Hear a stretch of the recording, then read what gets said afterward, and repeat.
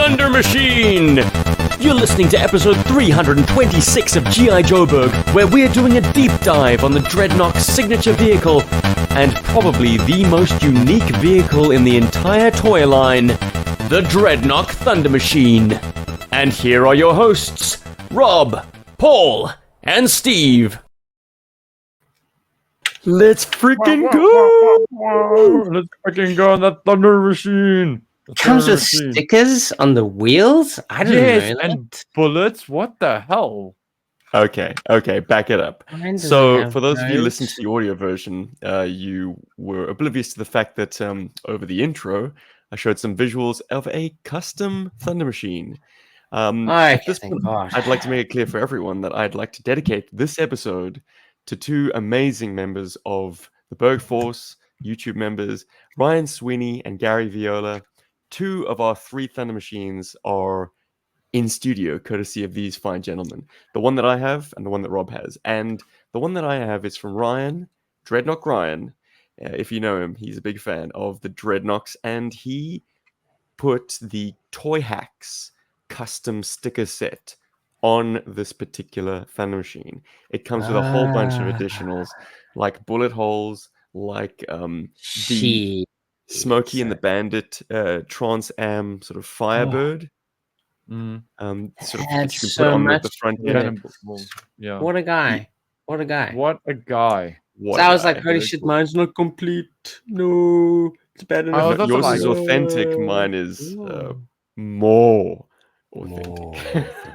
Mine's the most authentic-test. Yeah, it's so good. Yeah. It comes from South Africa. Folks, we're talking about a fascinating vehicle. Even if you're not a fan of the Dreadnoks, it's tough not to be a fan of this thing because it's just so unique, so lovingly well made, and designed and put together. Like from the ground up, the Dreadnok Thunder Machine is a superb showcase of, I think, the best that this toy line has to offer. Yeah, take it from a non-Dreadnok fan. This thing's cool. That's Rob. Lofty praise. Paul is a Dreadnok fan, and I think we're going to get started on this thing by talking about its appearances in media. First up, the cartoon series. Yeah. So, okay, I just want to get my cool pictures up for the people watching the YouTube version. So the Thunder Machine kind of makes its first, I'm going to say kind of, because the Arise Serpento Arise and the movie kind of close in the release.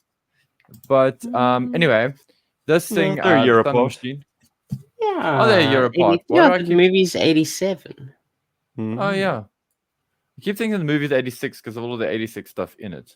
And anyway, doesn't matter. It's got Falcon, it's got Jinx, it's got the Renegades, it's got the Cobra Lati. So, okay, so Thunder Machine and Thrasher make their first appearance in Arise Serpento Arise. I think it's the first episode that they come together, and the Dreadnoks are actually having tryouts for a new Dreadnok member. One of which basically boils down to Monkey Wrench and Thrasher, sort of now trying to vie for a place in the Dreadnok gang, in the Dreadnoks. Anyway, Thrasher is a real punk. He's a completely unlikable character, even for a Dreadnok. Even by Dreadnok standards, he's kind of unlikable. But that's all made up for by this wonderful machine called the Thunder Machine. You guys, I'm laughing at these dudes as they're like looking over the image. Hey, Paul, audio only. But that's I described what was going on. Yeah, this is a great. I remember watching this. I think I've even watched it quite recently. Yeah, it's a very cool moment in the show because you get to meet this beautiful vehicle, the Thunder Machine, and it just comes out of nowhere.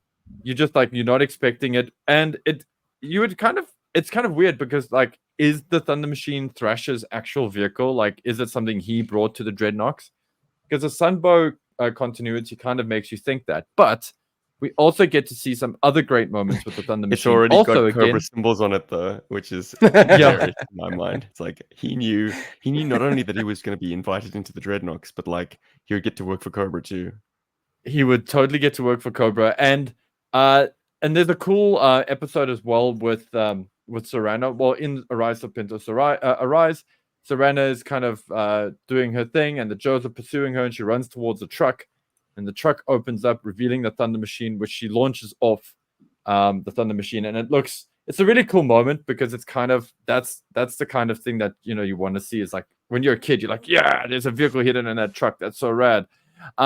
Also, something worth noting for those of you who can't see this, the actual floor, the foot pegs are in the animation. So, Nice. so if you guys look carefully, you'll see the actual foot pegs on the running boards, which is this moment sticks in my memory because Yeah. of an interesting animation attribute that they added to the Thunder Machine. Mhm. For some reason, it's animated with the front portion having articulation. Like it Yes. can kind of Oh yes, yeah. raise and lower to sort of hug the terrain. And they very specifically animated doing that. So it took extra work to get it to like pivot at that point. It makes me think that maybe there was a misunderstanding in the animation team that this thing somehow had a joint, a swivel. No, yeah. Or maybe it was originally designed that way. Maybe. It Or looks maybe very just for the cool, purpose. very dynamic. It sort of like rolls off this truck with the front section like angled downwards, and then it kind of Yeah, and it ramps, hugs the terrain. Yeah. And it ramps off, and it's so cool. And also, for a brief moment, it transforms into being a right-hand drive vehicle because Serana's in the right-hand side. I'm actually on the YouTube video like now. I'm also like sort of aping the same scene a little bit with my Thunder Machine with Serana there, and then we get this. And sorry, but this is just a great shot from the animated series. So because now all of a sudden it's back to like the driving seat is now on the left. Now suddenly Thrasher's in the thing, which wasn't like super obvious in the original episode, and the original few seconds when she popped out of the vehicle. And we got Serana leaning out and shooting back, and it looks very Mad Max. And it's a great. I felt that like Serpentor Arise really did a good job of introducing this vehicle, which in a lot of ways is kind of a character as well in the. It's Sunrise really show. gorgeously animated as well. Like I think they did a really good job of like And showing the off foot pegs how great it looks. Like the foot pegs are present in They every literally frame, practically. just looked at the toy and they were like, "This is what it looks like. Let's draw it exactly like it is." Maybe they got like shit for like sometimes drawing things not the way they're meant to be drawn. Like I mean, we've previously looked at what was it that was weirdly drawn? It was the god. Well, the fire bats have had their moments. Yes, the fire bats have changed over time. The Mamba didn't it also? Oh no, that was in the comic books. That's in the comic book, where they drew it differently. But I mean, there have been times where like they were like seemed to be prototype versions in the series. Yeah. The Trouble Bubbles made their debut in '84 when the toy only came out in '85. That's what I was. The Rattlers, similarly, '83 when the toy came out in '84. But yeah, this one is so on model. The animators individually did the foot pegs frame to frame. That's a boy. Madness. And then you got Cobra Commander calling up an Uber that happens to be a Thunder Machine in the GI Joe movie. Thrasher again driving. I hope he gets a 5-star review because Cobra Commander's an ass. But it was great. This is a great moment in the movie as well because you get to see the Thunder Machine from the inside.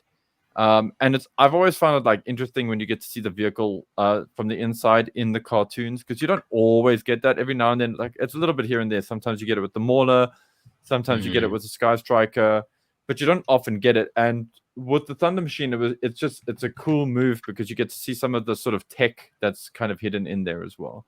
So I love that. Also, when it's introduced in the Arise episode as well. You actually see it from a windscreen or from the driver's POV as well, where you see the Gatling guns and everything in the front, as it like rocks up to the Nox, and Thrasher's like, "I'll give you a ride," you know. So like, it's cool that the Thunder Machine is something that's been kind of thought about inside and out in the show, and then again in coming back to the movie now, it has that great moment in the snow. Where it actually gets it's weird, it gets taken out, but then it's on its feet again. And I could be like misremembering here because I was scrubbing when I was getting the footage as well. But it sort of just it bounces back. It's like this vehicle that just has no problems. I think they that just it can forgot. I think they may have forgotten. Yeah. Or they kind of they edited it in the wrong sequence. Obviously, the movie one is as close to the toy as possible. More so than the animated series. Well, actually, is that true? Because the TV series, the Sunbow series, has got floor pigs. How do you get more toy accurate than that? But the front part of the vehicle and the cockpit, and also the cage by the guns is actually rendered more accurately. The top of the vehicle is not the same where the lights are. And yeah, there we go. We got that. Those are some of the many appearances actually of the Thunder Machine, because it makes quite a few little blink and you miss it moments appearances in the Sunbow cartoon. It's in the GI Joe second series of GI Joe. So yeah, absolutely ubiquitous. Anytime the Dreadnok's were on screen, from that point onwards, the Thunder Machine was just part of the tapestry. And we were so treated. And also recently, and I know this is more Steven's territory, but I am going to mention this briefly. It was such a treat to see this vehicle in the latest episodes of Cobra. But that's not the only cool comic book sort of appearance of this vehicle, which brings us to Steve, who's going to tell us. Well, it's a toss-up. This thing debuted in September of 1986 in Arise Serpentor Arise, but it also debuted in print the very same month in issue 51 of the original series. The name of the issue is actually called Thunder Machine. However, that issue might seem familiar because it was also the debut of the Havoc.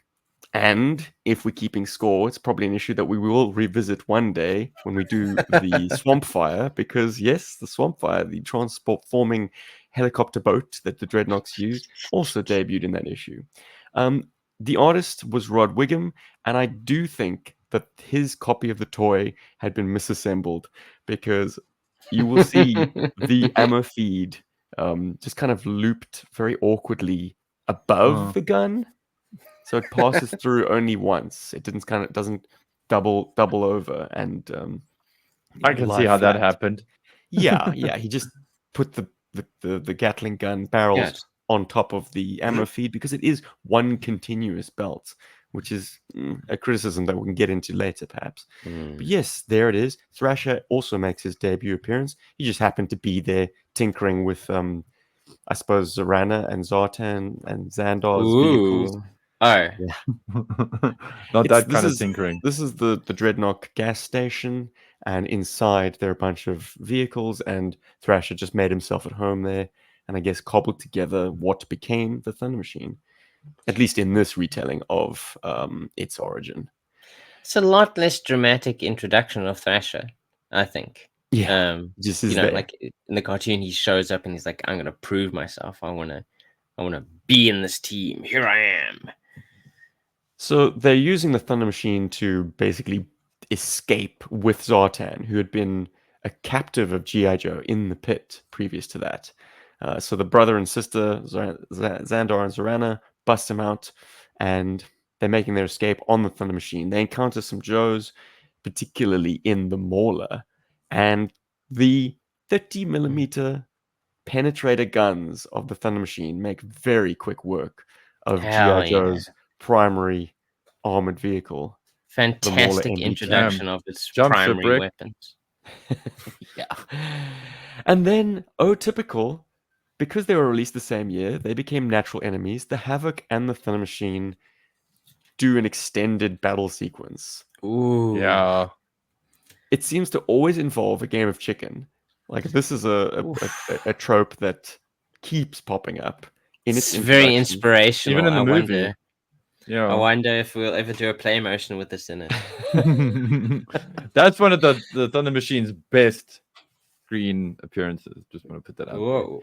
Thrasher's able to put the Thunder Machine onto two of its wheels and knock Sarge's hat off his head, and that's how they solve the the obvious problem of who wins in a game of chicken. Well, nobody wins, basically.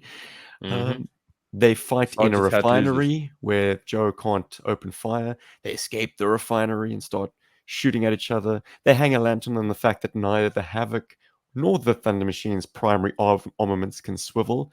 So as long as they keep on, side by side with each other, they won't be able to engage. Well, they wind up shooting across the way anyways. The Thunder Machine shoots through a train car to make good its escape. Jeez. And then, of course, Zartan, Zorana, and Xandar put on disguises, and that can easily fool the stymied Sergeant Slaughter. Well, he lost his hat. I mean, that is the greatest dishonor he can, experience. Yeah. He's just so upset by not having his hat. He's not thinking straight at this point. Samson, his hat is the source of his intelligence. Exactly. Now, it had a sort of mirror appearance in a later issue 75, called Dreadnok's Rule. Interesting choice of issue. It was actually the one that came with the 79. third. Oh, okay. Well, not interesting choice of issue then. Just a random issue featuring Thunder Machine. This is the issue I'm pulling at now is simply because it once again is paired up in issue 79 against the Havoc. The Havoc's observing each other. The Dreadnoks at the sort of the gas station in New Jersey. Thrasher and Monkey Wrench tear off after it, and they once again get involved in this kind of turning fight where neither of them can bring their guns to bear on each other. I remember this issue. This was a cool issue, actually. Well, it's the issue most notable for Buzzer chainsawing Junkyard. So if you're an animal lover, this is a rather disturbing issue to kind of pull out. But yes, beautiful, beautiful artwork of the Thunder Machine and the Havoc going toe-to-toe, or head-to-head, or side-to-side, actually. Cross Country is able to make the Havoc skid, and that brings its guns to bear. Of course he can. Destroys the Thunder Machine with extreme prejudice by just rolling over it. Sometimes that's what you have to do. But also, like, it's great that the Thunder Machine in this issue is very lovingly drawn. Like, the details and everything are correct. The gun belt is right. The colors are right. They didn't try to get too artistic. They went with model colors, with model sheet colors. It was good. It's cool. Seems to be that way for most of its appearance. I mean, the cartoon appearances definitely, and so far in the comic. Oh, totally. They are loving it. The image that sticks to mind, I imagine, for most people, is its appearance on the titular Dreadnok Thunder Machine issue. I did. Let me just pull that up, because it is indeed illustrated by John Byrne. Did you guys know that? Oh, wow. I didn't know. Cover artist for issue 51 is legendary X-Men artist John Byrne. That's amazing. That is amazing. And he does a pretty damn good job. Had Andy Kubert drawing Snake Eyes. I mean, he's doing it now in the current series for the covers. But I mean, he did the art for the for Snake Eyes when he was in one of the files at the back of the comic books, I think. Yes, he did. Was it Adam? I'm going to, I think it was Kubert in that instance as well. But once again, Rockstar artists doing the good work on GI Joe. The Dreadnok Thunder Machine is on model so much that he made the same mistake as the interior artist Rod Wiggum by looping the bullet belt kind of in this big awkward circle over the guns. Although it's less pronounced in this art. Unless Wiggum saw the cover and he was like, I guess that's how it's got to be done. I mean, if Byrne did it that way, I can't go against him. Prefer to Gotta match the cover. Something that always amuses me with Gatling guns, I mean, if you know their function, you know that they're only ever firing out of one of the 5 barrels at any given point. But I guess Paul, you clued me onto the fact that it makes far more exciting artwork to see all those barrels blazing. You just have this massive multiple shaft of bullet trails. So awesome artwork.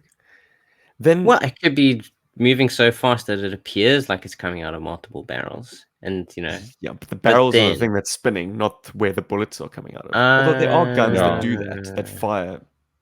That each has a chamber. Okay, I get it. Yeah, they got a cyclical. I'm sure someone else made the mistake, so I'm glad I voiced that opinion there.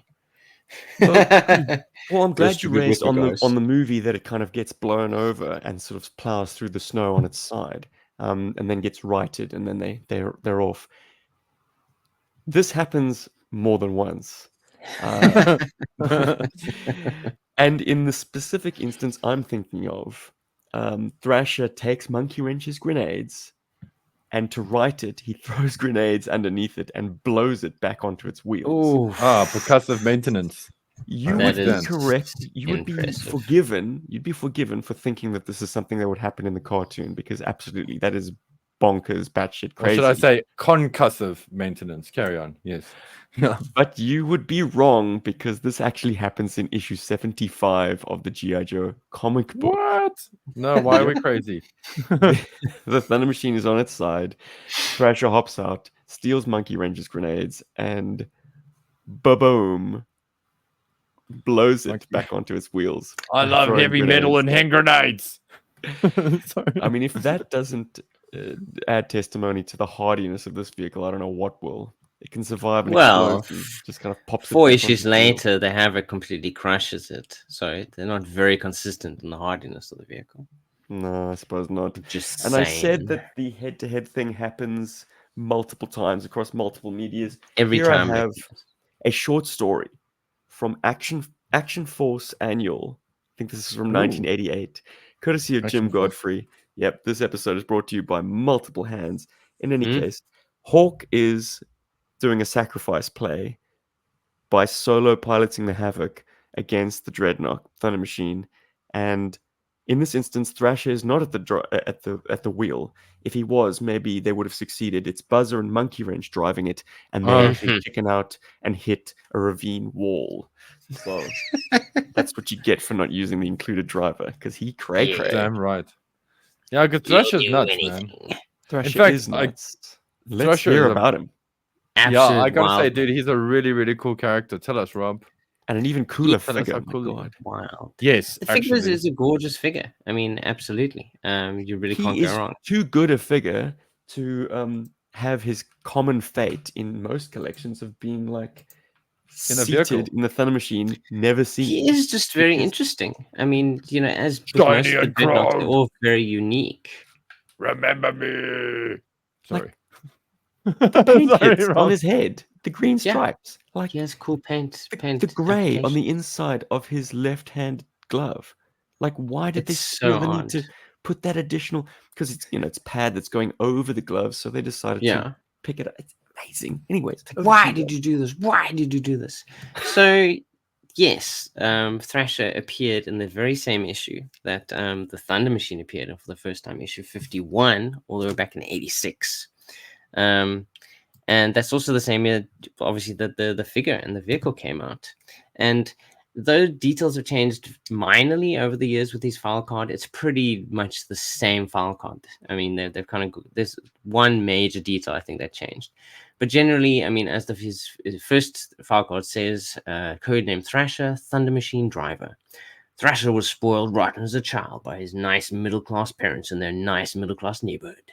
He was never disciplined, since his parents believed this would stifle energies he might need later in life. Thrasher was never denied anything he asked for, even though everything he asked for wound up causing some type of unexplainable destruction or minor disaster. He got everything he wanted, but that wasn't enough. At a tender young age, this wild child wandered into the swamps where he could do what he pleased. It was in the swamps where he met up with Zartan, the Dreadnoks, and was welcomed into the fold. Even by Dreadnok standards, this guy is pretty low. He derives a slight sensation which almost registers displeasure on his primitive central nervous system from inflicting misery onto others. So that's his file card, and it's pretty standard going forward. I think probably one of the most interesting changes is that instead of wandering directly into the swamps, he actually, in his teens, he steals a motorcycle which eventually leads him to the swamps where he is discovers the Dreadnoks. So he's basically a really nasty little kid who got whatever he wanted, and he could never have enough. And being living with his middle class family, which we will discover in version 2, which only came out in 2004, was apparently in Belgium. So he went. So the Dreadnoks apparently are based somewhere in the swamps of Belgium. Very interesting. Very weird. That's why I'm laughing. I'm like, okay. And has he got a file name, Rob? He's actually now been given a file name. Which is a lot of the Dreadnoks did. He was notably not given a file name. Yeah, he was one of the ones. Yes, I mean, I think I even saw, in one of the video games, I think it's GI Joe Battleground, where he has like I believe in that game you get little file cards for the characters. And in there, his name is classified, if I remember correctly. Right. People should correct me. I don't accept this file card. Well, unfortunately, going forward from 2004, from his second version, which was actually a Dreadnok's Drivers 2-pack with Zanzibar, he has been given the name Bruno Lacrosse, named after his weapon. It came with. Just kind of weird. Because, like, if he's from a middle class family, I would never have thought that he would be kind of into lacrosse. Lacrosse, at least, I don't know, No, lacrosse is big shit. I always think of it as, like, big shit, like rich people things, like lacrosse and, like, polo and all that kind of stuff. So from version 2 onwards, I mean, he now has a name, Bruno Lacrosse, and he is always, from now on, from Belgium, which is... So he was, he's never American. I don't even know what a Belgian accent sounds like. I guess like French. Oh, it sounds like I'm half the battle, and this is I'm Timber, and this is half the battle. That's Belgium for you. Yeah, just watch a notable GI Joe reviewer, half the battle, Timber, and you're okay. I'm gonna have to listen to more of his stuff if I ever want to voice Thrasher in one of our play motions.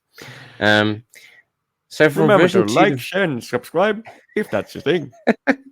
That's cool.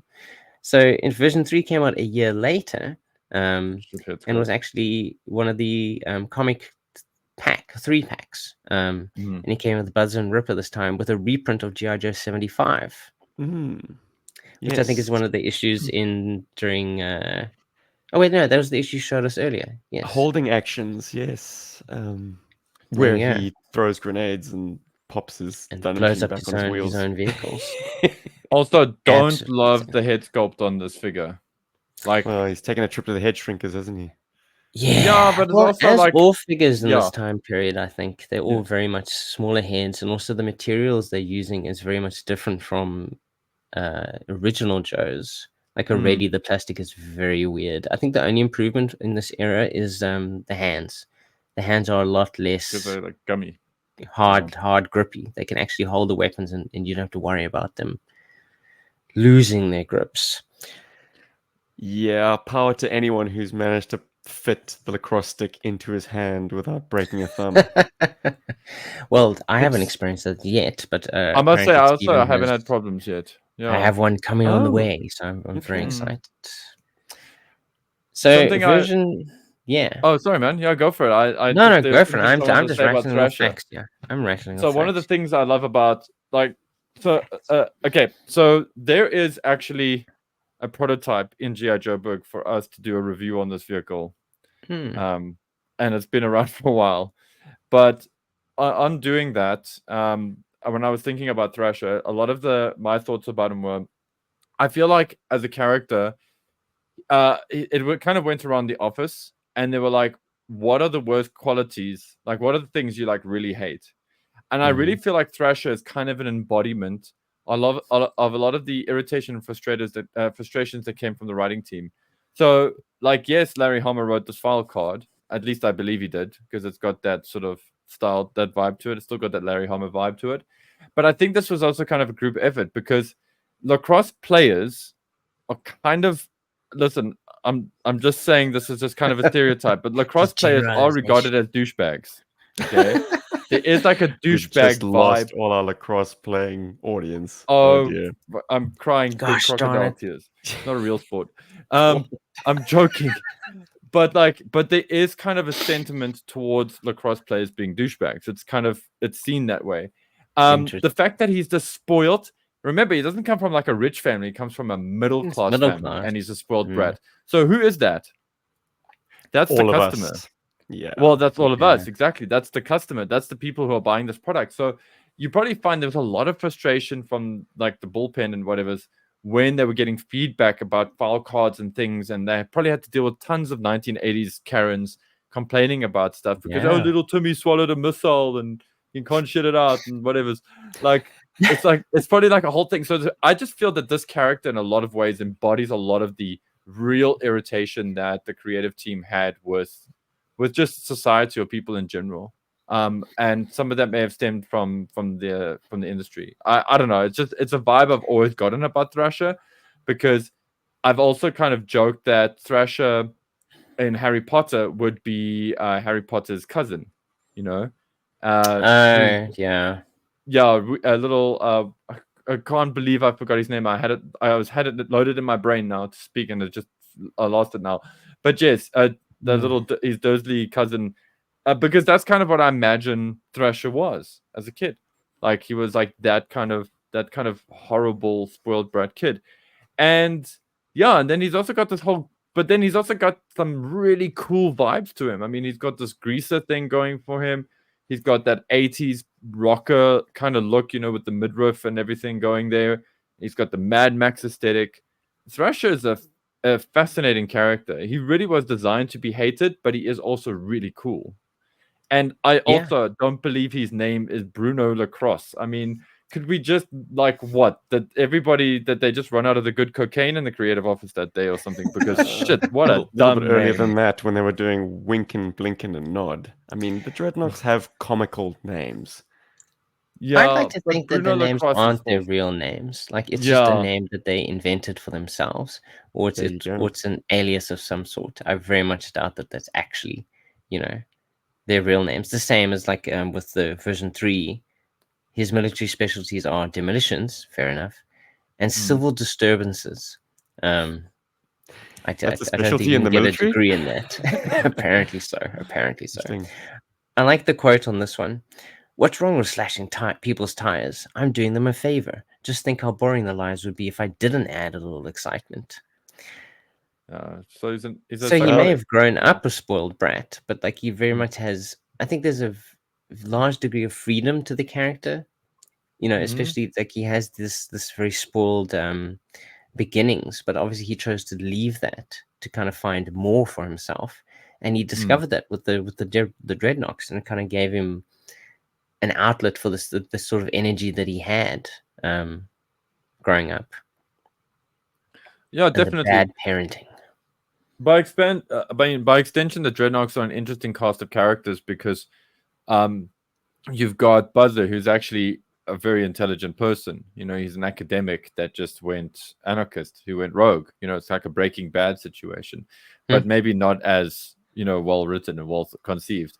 But anyway, that's not what it's about. It's just they're all very interesting characters, and they all have interesting quirks to them. And Thrasher, I love the Dreadnoks because of that. And yeah, it's cool that he gets to be himself by being an asshole. I mean, that's great for Thrasher. Yeah, why not? You need assholes in this world. So by 2011, unfortunately, along with a lot of the other Dreadnoks, they all got name changes. So when he appeared in 2011 as part of the Dreadnoks battle set, now we're in the modern era of GI Joe, his name was no longer Thrasher. He had become Dreadnok Thunder. And maybe Paul will prefer his new name, Brutus Cross. I can't see it, man. Like I can't see it. I can't see that. Brutus Cross. Listen, Cross. it's better than Bruno Lacrosse. But I think it's cool that the Dreadnoks have somebody who we don't know his real name. Like maybe Brutus guys, there is a line delivery in the Sunbow show, in Arise Serpento Arise, when Thrasher speaks and he says something And for better or worse, however you want to see it, he sounds a lot like Trump. Okay.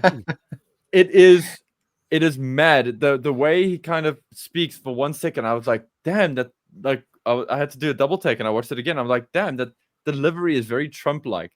And in the animated series, the way they animate him, he does almost look like he could be, yeah, something like that. Like he just delivers his lines so much like that. And but that's us now, coloring what it was back then. Anyway, whatever. Just a rich man. Sorry, man. Anyway. I just like the idea that he could be like a rich kid's son, and that keeping his name secret is a good thing. Or a family that is now wealthy, keeping his name a secret is a good thing. But otherwise it'll make him look soft. One of the best lines when they adapted his file card from version 2 onwards, changing it from him running into the swamps, as I'll close out talking about Thrasher. They changed it to, when he was in his teens, he stole a motorcycle and hit the road to corruption. I think that kind of sums it up. Anarchy. He got out there and he was like, gotta do it. Well, turning our attentions to his pride and joy, the Thunder Machine box back gives us a little bit of information. The Dreadnok's Thunder Machine is a jet-powered, 4-wheel drive land vehicle fabricated from used auto and truck parts. It's fully equipped with high-tech battle gear specially designed by enemy weapons supplier Destro. What? So Destro is responsible for this vehicle, ultimately? Monstrosity. No, that's the big point that I'd pull from that. The other point that I pull from that is that it says that it's 4-wheel drive, which tells me that this thing has an engine of its own, like a internal combustion engine in addition to the jet engine. Because otherwise, if it only had a jet engine, the wheels wouldn't be powered. They would just be free rolling. That makes sense. But no, this thing apparently is 4-wheel drive as well. Where would it be? I mean, the only place I can think of is below the jet engine. Like, there is a bit of space here that you could maybe fit an engine in. A Trans Am has its engine up front. Or maybe it is actually in here, in this kind of like block below the gun, But a lot of it's like gutted. I mean, like suspension of disbelief, yes. Okay, let's have it in the front where Trans Am normally would have it. But like, and realistically, that gun is going to shake that ammunition engine. Yeah, and it needs ammo, needs space for the ammo, and eventually it's going to generate too much heat, and then the engine heat, and it's just going to cause problems, like functionality issues. So maybe it's like a mid-train, like... We've got a little bit more information. I think they just made it a rear-wheel drive. I mean, they just shifted the engine. All the way to where the jet engine is. I don't know. That is an interesting debate. I've always thought of it as more likely for it to just be jet-powered. Because a lot of the other information only relates to the jet propulsion and not to any other form of propulsion. For instance, it's got an entry in the order of battle, which specifies that its weight is 4.2 tons. Oh, wow. Pretty heavy for a 2-seater vehicle. Its top speed is 115 miles per hour, which, I mean, the jet engine, if you're really thrusting 100%, it would take off. So I guess this is at a low thrust in order for it to still it's got a lot of ballast. Yeah, what it really needs for is a massive spoiler, I think. Because in order to keep some downforce on those wheels, when you're really thrusting, like that's what the Thunder Machine's design is deficient in one area, and that's it needs a wing. Its range is 750 miles. Like a modern economical fuel car could do about 300 miles to the tank. This thing can do more than twice that. This must be the most economical jet engine of all time. Its armament is 2 times. Technology. It specifies 20mm chain guns, whereas there's a sticker on the toy that specifies 50mm. So I like it being steady. Sticker guy's got it wrong. That's the size of the Avenger cannon on the A10. And this has 2 of them. Yowza. So that gun slows down because apparently the A10, the Gatling gun is so powerful that when it does fly, it can only fire it for a couple of seconds because it actually completely reduces the airspeed. Well, this is how this thing does slow down in a hurry. It lets off a burst of 20 or 30 millimeter cannon armament. It has a linked ammunition feed system carrying 2,500 rounds of high explosive dual purpose rounds each. So that's 5,000 rounds in total, if I'm reading this correctly. Goodness. There really is no space for an engine in this thing. Note, vehicle uses heavily modified non-standard parts, which include reactive armor and heavy-duty four-wheel drive. Now, by reactive armor, are they referring to like Chobham armor that has these little explosive packs within it that if you fire a round at, the explosion, it detonates the actual armor to kind of diffuse the explosion? Well, from the image that we're looking at, from the comic books, I mean, the way that they've kind of drawn the vehicle itself, they have kind of placed tiles on it. Although I'm not sure that is it. It's present kind on of the a toy. detail. It is to a certain degree, It's not a as type much of as in the reactive image armor. we're seeing. Now the Brits give us even more information, guys, and they reskin it in their TAC entry to have like Dreadnok ground assault colors. If you remember, this reminds me more of the Dino Hunter set. The Dino Hunter set, yeah. Well, it feels to me like, oh, what am I sharing now? I'm sharing 3D Joes. Good. No, I'm not. No, you're showing us the Dino machine. The Dino machine. How about now? Dino Thunder. The Carson on 3D Joes has actually included a custom with this paint job. Oh, so it's fantastic. Clearly something that happens often enough. Like, if you're not familiar with the Dreadnok ground assault, it's a vamp and a ram, but they're in a kind of a teal and lime green color scheme. Similar to which kind of matches Swampfire. the swamp fire, yeah. And they allegedly also transform in color transformation. Sorry. Yeah. Apparently they do have color change ability. But yes, back in whenever it was, the late 80s, the team at the UK Marvel offices put this out. It's also illustrated in kind of a lime green and blue Thunder Machine. But they give us a lot more insight into how it was cobbled together. That's a lot of text. Okay, so it's powered by a Wright J65 turbojet stolen from a US Navy A4 Skyhawk jet that had been mothballed at Davis Monthan Air Base, Arizona. The J65 has no afterburner, and Dreadnok experiment, to rectify this resulted in a large fireball and the theft of a second J65. I guess that's a joke. However, the engine does give the Thunder Machine a top speed of 115 miles per hour and 53 miles per hour cross country. I don't know if I want to be driving on a dirt road with a jet engine. That must be hell on the suspension. And the thing's clearance is so low as well. Like it's almost as bad. Have you guys watched Fast and the Furious? Ferrari. I imagine the front end. Those movies aren't realistic.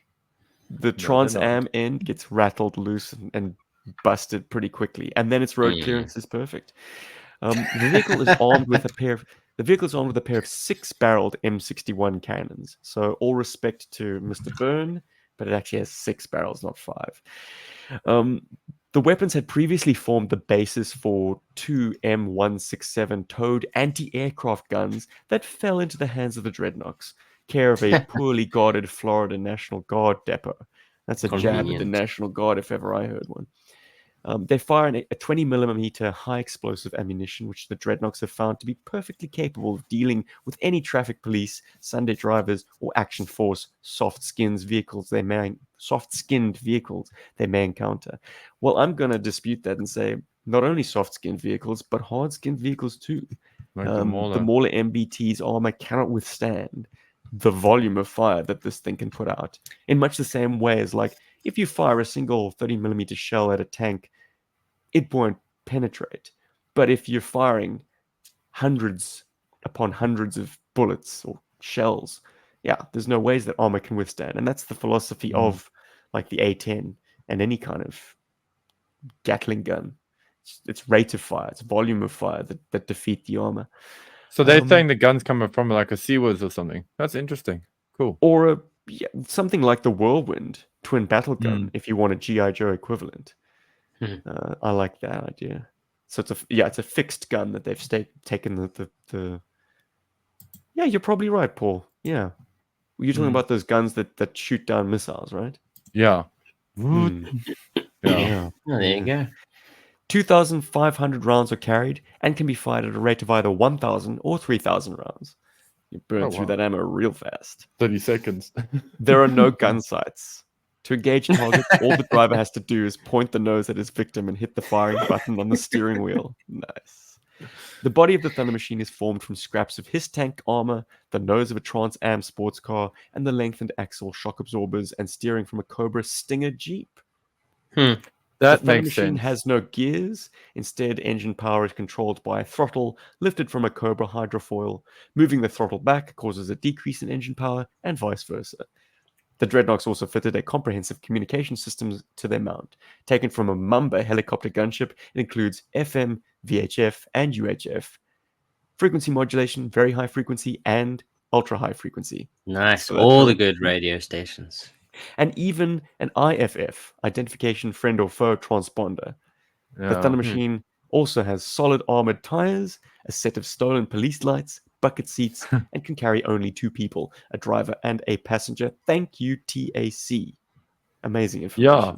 Wow, that's actually well done. Comprehensive. Like damn. The British get it done right. Well, I guess they had the power of hindsight. They could pluck all these interesting resources from the book, but also kind of get creative and write their own. It's more than just a set of stats. It's the backstory of the thing. So which version do you guys prefer? Dreadnoks getting their equipment by scrounging it, Dreadnok style, or like the box back indicates and the Destro just was like, here you go, here's all our high-tech weapons and equipment, cobble it together. No, I prefer the Action Force side of it. Yeah, but this was how I always thought it was. I mean, it really does feel like a cobbled together thing. You know, it's like they just invented it as they went along. I don't think. I mean, maybe down the line they could get replacement parts through Mars. I mean, it sounds like a lot of the stuff they used was they could get replacement parts, but I mean, I think that's less important than that's just where they got the parts from. It's the fact that they put it together themselves. Do you guys think that the Thunder Machine that Thrasher keeps a kind of a stable of them? Or does he? I think rebuild as they get destroyed, because they do get destroyed. It's weird because like that's actually what I wanted to get at now. Is like I think the only Destro technology in here is technology that they've stolen from Destro. I mean, if you think about it, like the His tank and the Havoc and all that, like not the His tank, not the Havoc, but like the His tank and the Stinger. That's like technically, Mars industry tech basically. So I like that idea. In my mind, I would imagine Thrasher. I love the idea of him having a stable of them, but I think he has. I think this is the only one. I think this is like his Lola. You know what I mean? Like he will make sure that this car is always brought to back to life, no matter what, and he will salvage as many pieces of her as he can to put it back together every single time. And so I think this vehicle is constantly like visually changing a little bits here and there, but it's always like the soul is in it. I like that. I think I'd agree with that. He doesn't seem organized enough to have like a fleet of them. Like he destroys one. He's like, okay, get into number 342.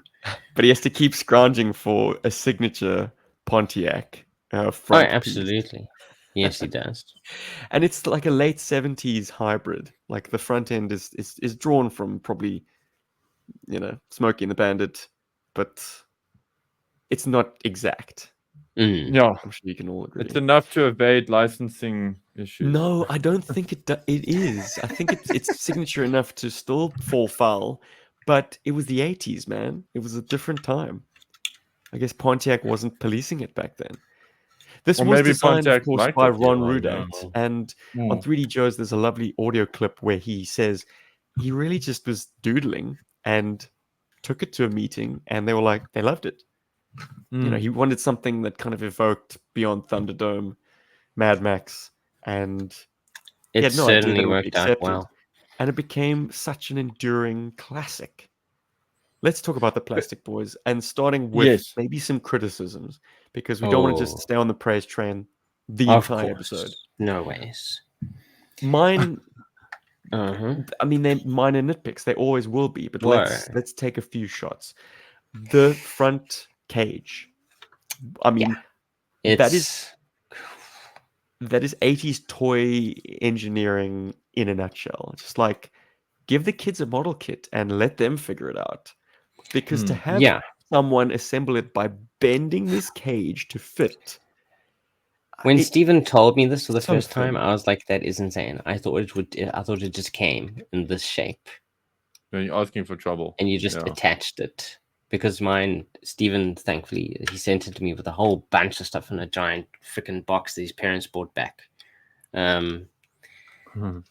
But yeah, it's insane to think that that's how you attach this thing, and that's also why I think it probably breaks quite often. Unfortunately, my version does have a little break in the front here, which I think has previously been fixed.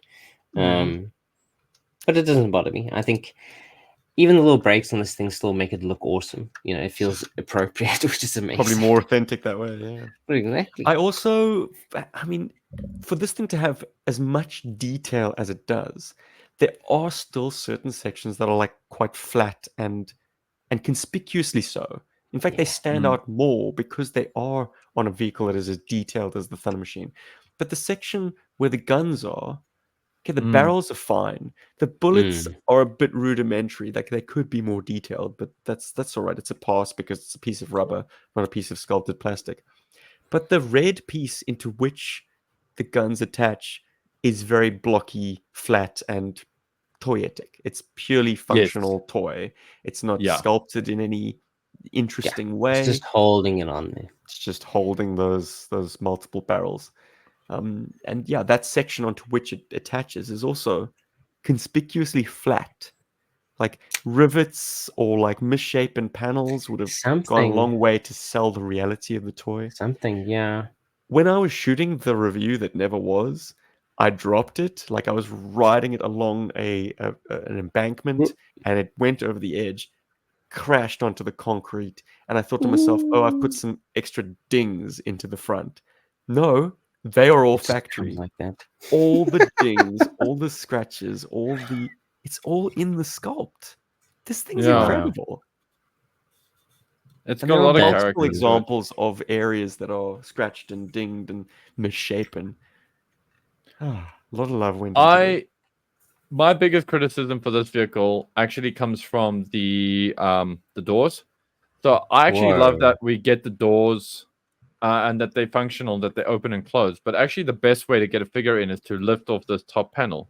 I was about to say, do you guys ever go to the ball ache of trying to maneuver a figure in through? No, my goodness, because the doors don't often want to stay up as well, I find. Yeah, it's very irritating, and also, you know. So and the angle is so bad as well. You have to do it from the top. Yeah, exactly, right. So my complaint is not about the doors. It's just about using the doors to get a toy or to get your characters, your Joes in here, or in this case, your Dreadnoks. But the other issue I have, the other issue I have is the top part. It is removable, but it's fragile. The little C clips that it uses to connect to the roll cage, I can imagine could break actually if people handle this too much. And I think something about the Thunder Machine is that people often, myself included, I used to have Thrasher sitting in here for a long time, and I very seldom put another guy in here unless I wanted them to like sort of ride shotgun and lean outside the door, you know, like shooting or something like that out of the door. In which case you don't have to really get the toy in there that far, you know, to get that effect going. So yeah, it is kind of an irritating feature, to be sure. And I mean, we've spoken about the roll cage. I mean, mine's broken in the front there. The clip in the front is broken. Of all the things to break on the front cage, mine is broken on the front. The aerial, I think, is probably quite easily lost. I mean, I know fit in hardly enough. Yeah, it kind of it goes at a funny angle. Yeah, and if you depending on where you store this thing, I mean, if you're trying to like put into a little small space, like you could definitely snap that off. Another thing I think that might wear over time, I mean, definitely I think on mine, is the Gatling guns themselves. I mean, they have little like cogs that are meant to interlock. They but never on did. No, mine, the engineering of the toy is a really? bit off. Yeah, they should. I mean, Well, there it you looks go. like I the think the, the, that's the, the gears should mesh, but they don't they should really. mesh, and then move the belt along. Like that's kind of the feeling that I get when I look at it. Like that's what it's trying to do. I don't think the engineering was on point. I think they didn't really know how to best show off the feature. The blueprints indicate that you should pull at the Yeah, you're belt pulling at it, and it kind of to moves rotate it, the barrels. but it doesn't move it so nicely. So that's probably one of my gripes is that like it I want a It's little not mechanism, fully thought through. I don't think. Yeah, it's not like with the Mamba where you turn the thing and like the rotors go crazy. Like here, there's nothing that goes on there. But it's a small thing, like when you're driving this thing along, it still looks freaking amazing. Paul, I am going to dispute you on one thing, and that's the clips of the red parts that make up the cab. Steven's attacking, guys. I have had contact with 4 Thunder machines. Rob's one, my one, the one that I've got in Cape Town, and yours, Paul. And the plastic used for those red parts is a more forgiving plastic. The clips are bigger. This isn't a GI Joe killer whale situation. The missile box having those. I think it's just scary when you touch it. And it's scary when you clip it to the roll bar, because the roll bar is only a certain thickness. But if you're ginger enough, I think this part is fine. I think you'll be okay. And what's more is you can customize it. You can kind of strip it down by removing all of the armor. Again, my criticism is not. And it's ready for summer. It's just I'm just criticizing how you like the danger of putting toys in here and how it could be a thing over time. 40 years when old, I was right? putting well, that's the other thing, but like I was putting toys in this evening for our chat, and I was like freaking out. I was worried I was going to break something, because it's a as Rob says, it's a very uncomfortable feeling. It's kind of it's not pleasant. Also, I don't know if it's fair to criticize this because it's not on the toy, but something I think is a real misstep and a real like missed opportunity is I would have loved to have had actual like clear plastic here for the police lights and actual clear plastic for the headlights. And they didn't have to make it plastic, but I think it would have been nice if we got a nice shiny foil chrome sticker for the rear view mirror. I think that would have been so nice, because the rear view mirror. That's why Toy Hacks has got your back. Yeah, they did chrome it.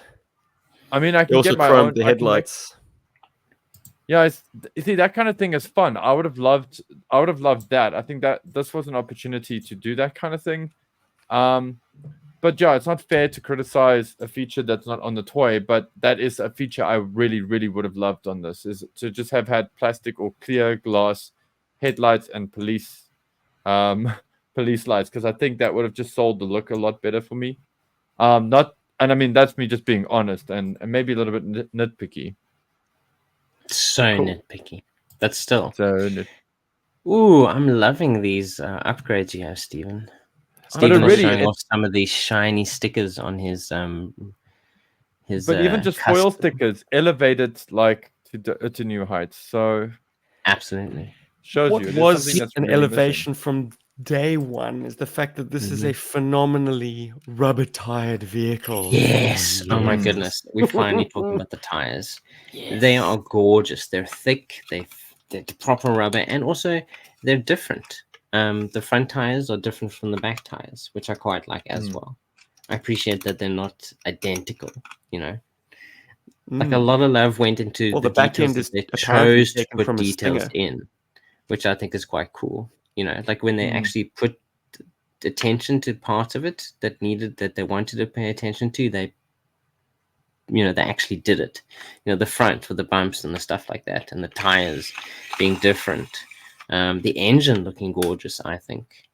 The jet engine. This is absolutely like there's just small details that when you focus on those bits and you don't look at like the blocky stuff. But the thing is like like you don't notice the smaller, blocky, less detailed things when you are looking at the stuff that is awesome about the vehicle. A lot of candy on this toy. These tires drive on anything, like literally anything. Also, something that the camera's not going to be able to pick up, but the cab is detailed enough to not only have gauges but have needles on them. True, very, very true. Then that interior detail is really appreciated as well, because a lot of Joe vehicles just rely on a sticker. Yep. Driving in comfort. Even padded seats, but also like pseudo racy seats as well. They kind of got a bucket seat kind of vibe to them, which is fun. And diamond plate on the footwells. Yeah. Yes. So yeah. Like, who rides in your passenger seat, boys? And why is it Zorana? Well, so yeah, it really I is. know that you got Zorana in there, but Rob, how about you, man? You've been holding out on us. Show us your cab. Well, it's empty currently. Unfortunately, I've put no one in there. I have Thrasher in my hand. I have a Zorana, so I mean I could pop her in there. Who would you? She would actually be. There, then? I think it would be her actually. I can't really think of anyone else to drive with him. You know, I don't think anyone else would kind of like put up with his bullshit. Because I mean, it was. I think it was in the movie. Where I mean they paired them up. You know, he was, I think, at a lake or something, and he. No, it was in Arise Serpento Arise. It was in Arise Serpento Arise. By causing a dam to break, and then they go behind a waterfall. And all of this makes me wonder. I mean, if you're spending a lot of time together, did Zorana have a little with Thrasher? Yeah, probably. Oh, maybe. Probably. Don't be such a. I don't know. I don't think he has the sort of personality that she's interested in. She only has eyes for mainframe. Exactly. I don't know. I kind of think that Zorana is like she would not like parts of the convenience of having Thrasher around. Something that's kind of that I feel about Thrasher that's kind of notable is that he is meant to be quite good looking. So meant to be. Yeah, I mean, we can only tell so much from the toy, right? But even on the modern scale figure, they really gave him like a serious kind of greaser look.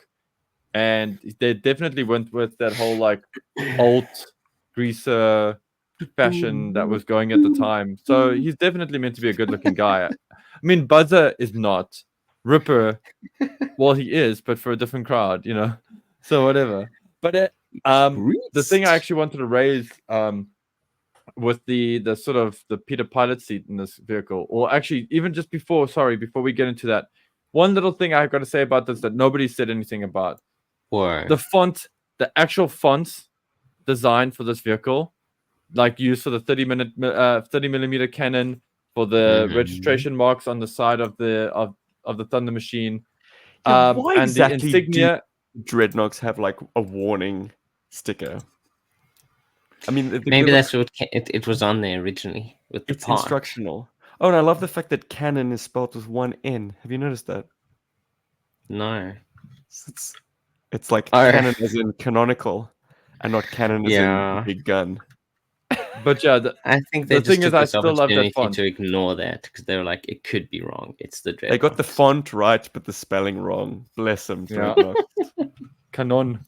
But anyway, yeah. So like, I just dig that stuff. I dig that some of the design aesthetics. These they could have been like stencils or something, but they actually created a very nice font for this vehicle, and I really appreciate that because I think it's an amazing font. It's very sexy. Thrasher being quite uptight about his machine. He insists on putting on the sort of the warning decals and lettering. Watch step. He wants everything. He wants it to look just like, you know, everything else. Caution. Hot exhaust. I've never thought about it until now, but yeah. Not only is the Cobra symbol out of place, but yeah, all these kind of warning stickers. Don't know if the camera can see him, but yeah, that's an interesting little point to raise. I also don't like putting Zartan inside a Thunder Machine. No. Firstly, I mean, I don't feel Zartan trusts Thrasher, or Thrasher's driving. I think Zartan's very specific about. That's a great bumper sticker. Is it a nod to Mad Max to have this kind. Is it humongous? Is that Yeah, I think it is Humongous. actually. Anyway, on the Toy Hacks custom sheet, there's a bumper sticker that says "Back away," and it's got a kind of an illustrated Mad Max character. I don't know Hell yeah. Mad Max well enough to really tell you. So yeah, I just don't love the idea of. I just think Zartan doesn't like leaving his fate in the hands of others. I think he's very particular, which is why one of his signature vehicles is that little swamp skier that he comes with, or that he was originally packaged with. So for me, pretty much, and then I never thought of Buzzer and Ripper being in the Thunder Machine, or should I say, was it Ripper and Torch, or was it Buzzer and Ripper in the Ripper and Buzzer? Yes, I never thought of having Rocksteady and Bebop in this vehicle, but after the GI Joe Cobra Commander comic book that Skybound did, I'm like, I actually love the idea of those two cruising in this, and like they're not cruising in it; they steal it for joyrides from Thrasher. Like Thrasher doesn't know about it or finds out about it later. My understanding is that that Ripper in the Energon universe, Ripper, it's his baby. It's his baby. He made the Thunder Machine, so they've effectively written Thrasher out at that point. If Thrasher's main ripped thing, him out of there. he built the Thunder Machine, and it's his baby. To take that away from him also denies Thrasher like the essential part of his identity. Yeah. So we introduce Thrasher later. That'd be a bit of a dirty. What does he do? So we've taken a lot of appearances of the Thunder Machine, but I think we've kind of missed out on one of its greatest appearances. Do tell. It is better be booking. right turn that here. goofy go-kart into a sweet piece of modern art. Move it, lad. Yeah. Whoa. Its debut in GI Joe Playmotion in the 5th part of Blazing Sand. Rob, you were with me for all of its appearances. Absolutely. Give us some anecdotes from those days. What a great fun. I think we were out there on the beach. We were in Camps Bay. I think initially we ended up at our favorite beach, which was we tried to go there when it was really windy. Musenberg, yes. And yeah, we just spent the whole day running at each other with these things, trying to recreate the same sort of appearances you've seen in other media. An absolute. Oh, you wound me deep. I think. Well, I mean, it's inspired by the kind of like heads up attacks, but I think we definitely do show off. Yeah, exactly, but I think we do show off the features of both vehicles very effectively in this entire sequence. But yeah, it was great fun just running at each other the whole day long. I absolutely enjoyed that. That's such a cool vehicle. You can't do Thunder Machine versus Havoc without doing the ultimate sort of head-on pass. And I must say, in that moment, the Havoc should have been drilled to pieces. It is often seen in the comic books as well, surviving like a head-on assault with the Thunder Machine's guns. But that is the best armor of all, and that's plot armor. Because let me tell you, the Havoc's like windshield would be annihilated, in split seconds. Here we see the Havoc doing a kind of a strafe maneuver, and that takes it out of the path of the bullets. But yeah, basically, like you've got to write yourself out of a corner when it comes to doing a head-to-head fight with the Thunder Machine. But yeah, an absolutely awesome sequence. Oh, thanks a lot, Rob. Well, it was our combined forces, man. I'm lost without you out here in Australia. But guys, getting back to the Thunder Machines in and of itself, like I wish I could give it more than 5 out of 5. This to me is S tier beyond. Like this is so unique. It's in a class of its own, so it doesn't really have competition. But it is so excellent at what it does. Such an inspired bit of design work that we almost didn't get. As I said, anecdotally, like Ron Rudat just spitballing, as all designers did back then, at least. Like you would just kind of doodle things and present it, and they were like, "Yeah, let's proceed with that one." Yeah. So put it in there. Delighted. Love this toy. Yeah, man. It definitely gets like a 5 out of 5 for me. I actually want to say it gets a 6 out of 5 for me. Because I pretty much said that. I know you pretty much said that, but like I can also say it. I'm also allowed to like it that much, okay? She's allowed to copy you.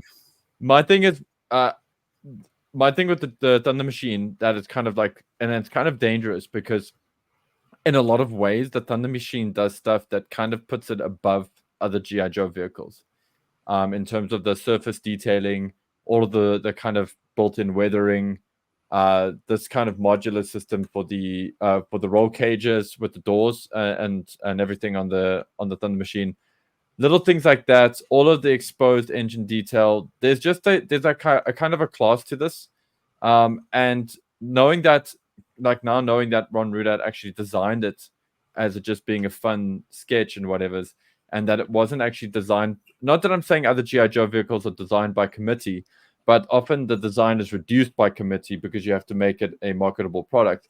The fact that this is what we got out of that process is magical, and I feel like, you know, it's weird to say this, like, because maybe Ron Rudat doesn't see it this way, but I definitely feel this is like Ron Rudat's magnum opus as far as vehicle designs go, just because it's just this weird rock and roll kid, or should I say punk kid, that just got out into the world that normally wouldn't have. Because we've never really seen this vehicle. We've never really seen vehicles like this again from GI Joe, which is really sad. But anyway, that said, Robbie, what do you think, my dude? Well, I'm also going to give it a 5 out of 5. I can't help myself. I think sometimes when you mash up a couple of things, which is obviously what it is, it's a mashup of a whole bunch of things, it doesn't work. But it works with the Thunder Machine, and I think it's such a cool design. And because it's a car, basically, I think it's a design that can be appreciated far beyond GI Joe as well. I mean, it's just such a cool looking thing, and because it is inspired by a lot of other things, you know, like Mad Max and all of that, it can be appreciated by so many different groups of people. I think it's a vehicle that's timeless because of its weird look. And yeah, I definitely absolutely love it, and I'm so glad that I do own one, and that we're able to do this, because it's so good that it puts the other Dreadnok vehicles to shame a little bit. Yes, as creative as the Swamp Fire is, so and true. as weird as the Dreadnok Tricycle is, Dreadnok Cycle, none of them even remotely touch the high water mark that the Thunder Machine placed in front of them. And it also feels have an entire fleet of like Mad Max inspired vehicles, you know, because this feels like what a Dreadnok would come up with, you know, when they come up with a vehicle, you know. Others that look like this. So in one sense, I'm remiss that there aren't, but the other vehicles kind of don't even touch this. Yeah, they feel too mass produced. In the other sense, I'm so grateful that this thing is an island, that this thing is an untouchable, high of highs, because like it just elevates its own place in GI Joe as being not just a cool Dreadnok vehicle, but being like an amazing toy when viewed in the whole line. Yeah. So yo Dreadnoks, we absolutely once in my life. I love it. We're gonna play with our toys, guys. I'm excited. Also, like, now that you mentioned that, I've got some cool ideas for like, but I'll save those for later. Whoa. He's got all the ideas today, guys, and I hope you've all had enjoying amazing this ideas too. Series. I've made a playlist, so all of our deep dive toy chats are now available in one place. So if you are new to the channel, check out our page, check out our playlists, and you'll find more of this kind of content. Also, we'd be delighted to hear from you guys. If you have any requests, we'll see what we can do. We typically only review things that each of us have a copy of, but if there is a highly requested item, maybe we'll make an exception. Logistics prevail. Like, I want to see, well, except for that one thing I hate, the Battle Axe thing. We're not doing coming, that. bro. It's coming. God, now everybody's going to ask us to talk about that. Thanks as always to our patrons and our YouTube channel members who are enjoying early access to this video. We have a very entry-level plan that will give you access to all of this and my vlogs and the Discord. So if you are considering chucking in $1, we'd much appreciate it. Only what you can afford to spend. Yeah, or if you just enjoy our content and, you know, you just like, you know, the idea of supporting us, that's pretty cool too. Likes count. It really does. Hell yeah, dude. So, Yes, uh, obviously. next Thank time, you like for your the likes and Time your you spend subscribes. watching us, because obviously these things ain't short. I mean, we've been talking for Mhm. almost an hour and a half now, and our podcasts are like freaking like 2 hours long. So thank you for choosing. I mean, time is short. Days are not as long as they used to be, I think. And we appreciate the time that you spend with us. Thank you. Gijoburg. And if you are watching the YouTube version, we're going to sign off with an extended cut of the Thunder Machine tearing up the swamps of Thunderbird. North Queensland and the Singapore Grand Prix circuit. What? I Ooh, took the Thunder Machine Nice. to the Singapore what? Grand Onto Prix an circuit? actual Wicked. Grand Prix. That's Yeah. wild. Let's do it. Jojo. That's wild. Berg.